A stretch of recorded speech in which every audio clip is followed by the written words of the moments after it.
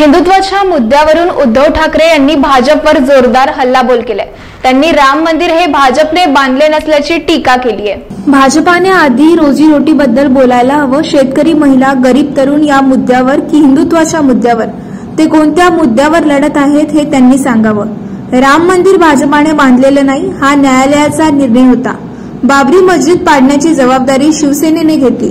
मुख्यमंत्री म्हणून मी विधानसभेत हिंदुत्वावर बोललो आहे, लोकांना ते माहितीही आहे। पण आज माझ्यासाठी सर्वात मोठा मुद्दा हा आहे की मला मोदी सरकार नाही तर भारत सरकार हवं आहे। जर एकच पक्ष असेल तर ते देशासाठी सर्वात जास्त धोकादायक आहे।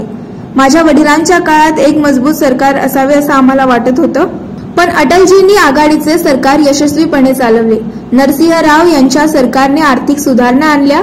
आता काळाप्रमाणे देशाला अशा सरकारची गरज आहे जे पक्षांना सोबत घेईल असं उद्धव ठाकरे यांनी म्हटलंय। एका मुलाखतीत त्यांनी विविध मुद्द्यांवर भाष्य केलंय।